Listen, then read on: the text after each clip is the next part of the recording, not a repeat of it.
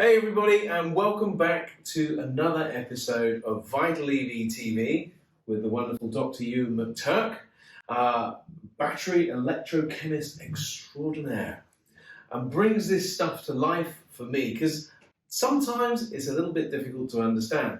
And one of the things that I find quite challenging is dynamic power management. Now the question is, why do we need dynamic power management? Well, the bottom line is all cars and vans and trucks will charge at different speeds. They have the ability to take in so much power, and then you've got the charge point, which has the ability to deliver so much power in a given period.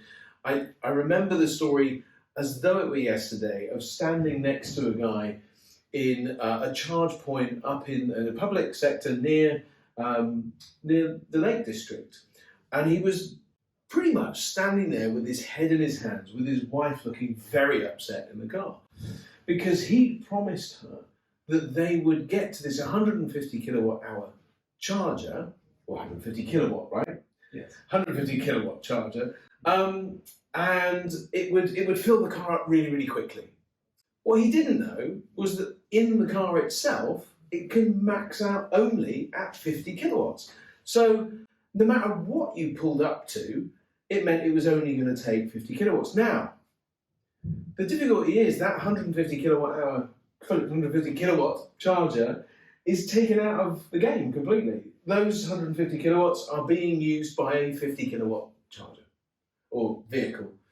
But so talk me through this, Euan. What does it all mean, and how can we make this experience better for people? Well, you've actually just hit the nail on the head when it comes to a reason for dynamic power management, because you can have a high power charger which has so much more power capability than the vehicle that's using it. Yeah. But that site had to be designed to deliver 150 kilowatts out of that 150 kilowatt charger. Right. If another vehicle came along and used an adjacent charger, it would not be able to take any of that spare 100 or so kilowatts of capacity that the e-Golf isn't using from that charger and use it on the other one. That's you've just kind of wasted that opportunity, and it means you have to have a really big grid connection as a result. Flip side of that is, and there's a good example near where I live in Edinburgh, there's a new charging hub at the park and ride that has 6 50 kilowatt rapid chargers, old school, generic 50 kilowatt ones. Now, the problem with that is that so many electric vehicles today can charge at much higher speeds than 50 kilowatts, 100 kilowatt plus, and quite often people are in a hurry.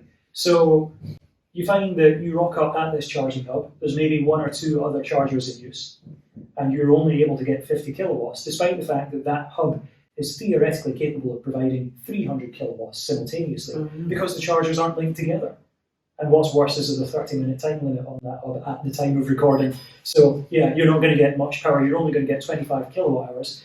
That's about half of a small battery pack today. So basically, if you're in a hurry, you want to be able to get a high charge power, a high charge rate.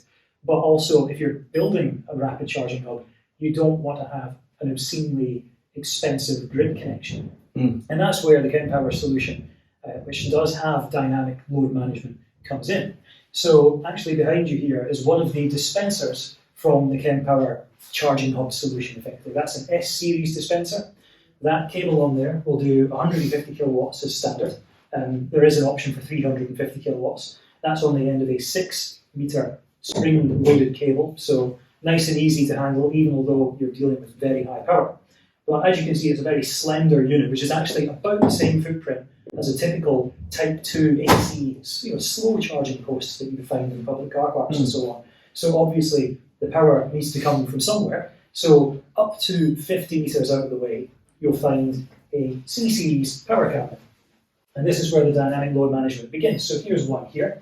You'll see that there are 1, 2, 3, 4 power modules installed there. Actually, each of those power modules has 2 25 kilowatt segments. So you've basically got 8 power modules, if that makes sense. You can have up to 3 of these power cabinets, the C-series, paralleled together for 600 kilowatts total. Each of those can be connected to 8 of the S-series dispensers. So 24 dispensers potentially. But obviously, if all of them were in use at the same time, you'd be looking at 25 kilowatts each. But obviously, for a rapid charging hub, you maybe have 1 or 2 of these cabinets and then between 4 and 8 dispensers, maybe more, to give a more sort of representative example. Yeah. What happens then is that the C series is the kind of the brains of the operation, and it detects what vehicles are connected to all of those different S series dispensers like the one behind you. And what it does is it says, okay, this car needs 100 kilowatts, so I'll provide 4 of my 25 kilowatt power modules to that one. And this other car, this e-Golf, only needs 50 kilowatts, so I'll provide it with 2, and so on, until it's maxed out all of its dispensers. So say you have a reasonably big charging hub, but along comes like a Porsche Taycan or a Hyundai Ioniq 5 that can take well over 200 kilowatts. And say that the hub was already quite busy. So whatever power modules are left will be assigned to that Taycan, to that Ioniq 5. And then what happens is there is a bit of a deficit versus what the car was expecting, but say that the other vehicle we mentioned earlier that was charging at 100 kilowatts has now reached a state of charge where that charging power has started to taper off and it falls below 75 kilowatts. The C-Series mid-charging section automatically takes one of those power modules from the 100 kilowatt EV and provides it to the EV that's waiting for a power boost. And it does that mid-charge without any manual intervention. Right. So that's dynamic power management. It's on the fly, it's instant. This is where it's the game changer. This is hub-wide dynamic load management, making the most efficient use of all of the power that's available and giving everyone at that hub the fastest charge possible. Which is a great solution, both in the public domain, but I'm thinking that this is going to have potential game-changing factors within the fleet world as well. Particularly when I'm thinking, if I've got a depot that I need to electrify, first of all, I can put my big cabinet in an area where I've got some space, and then I've got this small footprint S-series satellite that I can deploy where the vehicles are most likely to be. But then also I don't have to get the guys to go to a specific charger for a specific charge.